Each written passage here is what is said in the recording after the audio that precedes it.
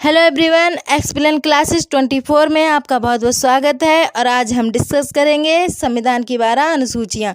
तो इनके बारे में हम बहुत अच्छे से जानेंगे ताकि आपको हमेशा के लिए याद हो जाए। तो चलिए क्लास को शुरू करते हैं। हमारे संविधान में 395 अनुच्छेद, 22 भाग और 12 अनुसूचियाँ हैं, जो कि मूल संविधान में केवल 8 अनुसूचियाँ थीं। तो आज हम 12 अनुसूचियाँ हैं वर्तमान में, तो 12 अनुसूचियाँ पढ़ेंगे। संविधान की पहली अनुसूची है जिसमें दिया गया है राज्य और केंद्र शासित प्रदेशों के बारे में, उसके बारे में उल्लेख है। और इसमें 28 राज्य और 8 केंद्र शासित प्रदेश आते हैं, तो इनके बारे में उल्लेख किया गया है। और अनुसूची 2 में क्या है? अनुसूची 2 में है भारत के कुछ पदाधिकारी हैं जैसे, तो उनके वेतन, भत्ते और पेंशन की बात की गई है। जैसे राष्ट्रपति, उपराष्ट्रपति, सुप्रीम कोर्ट मतलब सर्वोच्च न्यायालय के न्यायाधीश, मुख्य न्यायाधीश और मुख्यमंत्री, इनके वेतन, भत्ते और पेंशन की बात की गई है। और अनुसूची 3 में क्या है? अनुसूची 3 में है भारत के कुछ पदाधिकारियों की शपथ के बारे में, उसका प्रावधान है। जैसे राष्ट्रपति, उपराष्ट्रपति, सुप्रीम कोर्ट के जज और लोकसभा अध्यक्ष, मुख्यमंत्री आदि की शपथ के बारे में दिया गया है। और अनुसूची 4 में क्या है? अनुसूची 4 में है कि राज्यसभा में किस राज्य या किस केंद्र शासित प्रदेश से कितनी सीटें होंगी, या मतलब कितने प्रतिनिधि लिए जाएंगे हर राज्य और केंद्र शासित प्रदेश से, इसके बारे में प्रावधान किया गया है। और अनुसूची 5 में क्या है? अनुसूची 5 में अनुसूचित क्षेत्र और अनुसूचित जनजाति क्षेत्र में प्रशासन कैसा होगा, उसका नियंत्रण कैसा होगा, तो वहाँ के प्रशासन के बारे में उल्लेख किया गया है, उसका प्रावधान है 5वीं अनुसूची में। और अनुसूची 6 में क्या है? छठी अनुसूची में क्या है? छठी अनुसूची में ये है कि जो भारत के पूर्वी राज्य हैं, जो पूर्वी 7 राज्य हैं जिन्हें 7 सिस्टर के नाम से भी जानते हैं, मतलब 7 बहनों के नाम से जानते हैं, उनमें से जो 4 राज्य हैं, असम, मेघालय, त्रिपुरा और मिजोरम, ये 4 राज्य हैं। इन 4 राज्यों के जो जनजातीय क्षेत्र हैं उनके प्रशासन के बारे में प्रावधान किया गया, उसके बारे में उल्लेख है अनुसूची 6 में। कौन कौन से? असम, मेघालय, त्रिपुरा और मिजोरम। और इन चारों को एक ट्रिक के माध्यम से भी याद कर सकते हैं, जैसे तमाम, टी से त्रिपुरा, एम से मेघालय, ए से असम और एम से मिजोरम। और 7वीं अनुसूची में क्या है? 7वीं अनुसूची में है केंद्र और राज्य की शक्तियों का विभाजन।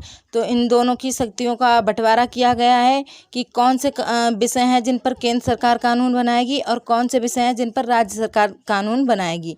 तो इनको 3 सूचियों में बांटा गया है। इसमें से पहली है संघ सूची, जिसमें कि पहले 97 विषय थे और अब 100 विषय हैं, जिनमें कि जैसे विदेश नीति, रेलवे, बैंकिंग, आयुध, परमाणु वाला ये जो मामले होते हैं, तो इनको रखा गया है। और दूसरी सूची है राज्य सूची, तो इसमें पहले 66 विषय थे जो कि अब 61 रह गए हैं। इनमें आता है पुलिस, जेल और स्थानीय शासन। और संघ सूची जो है उस पर केवल केंद्र सरकार कानून बना सकती है, और राज्य सूची जो है उस पर केवल राज्य सरकार मतलब कानून बना सकती है।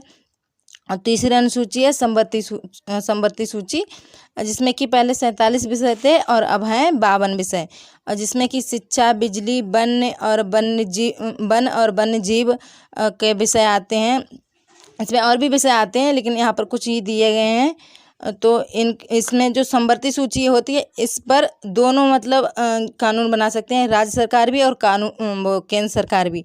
लेकिन अगर दोनों में मतलब एक तरह से संघर्ष होता है कि ये होता है कि जैसे उसने केंद्र सरकार ने भी कानून बनाया है उस पर और राज्य सरकार ने, तो अगर मतभेद की जो बात आती है तो वहाँ पर केंद्र सरकार का जो कानून है वो मान्य होगा, वो माना जाएगा। और इसमें एक अलग से सूची जोड़ी गई है जिसका नाम है अवशिष्ट सूची। इस सूची में वह विषय रखे जाते हैं जो कि इन तीनों सूचियों में नहीं है। जो संघ सूची, राज्य सूची और समवर्ती सूची में जो विषय नहीं रखे गए हैं, जो समझ में नहीं आते कि तीनों में से किस में रखे जाएं, तो जो ऐसे विषय हैं वो अवशिष्ट सूची में रखे गए हैं। और अवशिष्ट सूची पर जो कानून बनाने का अधिकार होता है वो केवल केंद्र सरकार का होता है। केंद्र सरकार ही उस पर कानून बना सकती है, और इसमें हार्डवेयर, सॉफ्टवेयर आदि जैसे विषय शामिल हैं।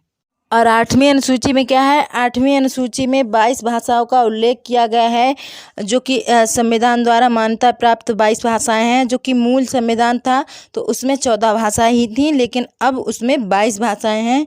और इसमें 21वां संविधान संशोधन जो था 1967 उसमें सिंधी भाषा को जोड़ा गया। और 71वां संविधान संशोधन द्वारा जो 1992 में हुआ उसमें नेपाली भाषा, मणिपुरी भाषा और कोंकणी को जोड़ा गया। और 92 नंबर का जो संविधान संशोधन 2003 था उसमें संताली भाषा, मैथिली, डोंगरी जो कि महाराष्ट्र में बोली जाती है और बोडो जो कि असम में बोली जाती है, ये 4 भाषाओं को जोड़ा गया 92 नंबर के संविधान संशोधन द्वारा। तो अब कुल मिलाकर 22 भाषाएं हैं जिनका उल्लेख किया गया है संविधान में, और मूल संविधान में केवल 14 भाषा थी जिनको संविधान द्वारा मान्यता प्राप्त थी। और नवीं अनुसूची में क्या है, नवीं अनुसूची को प्रथम संविधान संशोधन मतलब जो पहला संविधान संशोधन था 1951 उसके द्वारा नवीं अनुसूची को जोड़ा गया था, क्योंकि मूल संविधान जो था उसमें केवल 8 अनुसूचियाँ ही थी, इसको बाद में जोड़ा गया।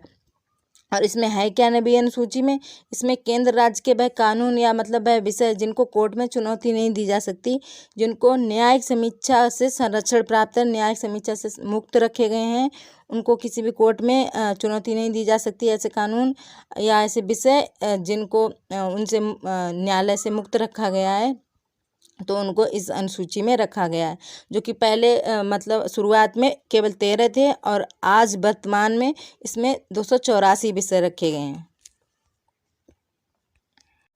और 10वीं अनुसूची में क्या है, 10वीं अनुसूची को 52वें संविधान संशोधन 1985 के द्वारा संविधान में जोड़ा गया था।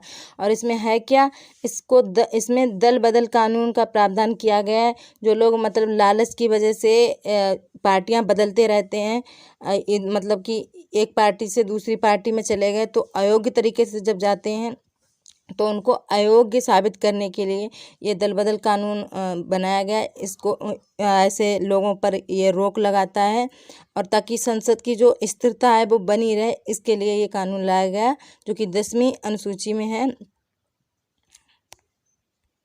और 11वीं अनुसूची में क्या है, 11वीं अनुसूची को 73वें संविधान संशोधन 1992 के द्वारा जोड़ा गया था। और इसमें क्या है, इसमें 11वीं अनुसूची में पंचायती राज व्यवस्था का प्रावधान किया गया है कि पंचायती राज व्यवस्था कैसी होगी, क्या क्या उसमें होगा, उसकी व्यवस्था उसका शासन कैसा होगा, तो इसके बारे में प्रावधान किया गया है। और इसको जो पंचायती राज व्यवस्था को अपनाने वाला पहला राज्य जो प्रथम राज्य है वो है राजस्थान, और उसका जिला नागौर जो है उसने सबसे पहले पंचायती राज व्यवस्था को अपनाया था। और 12वीं अनुसूची में क्या है, 12वीं अनुसूची को 74वें संविधान संशोधन 1993 के द्वारा जोड़ा गया था।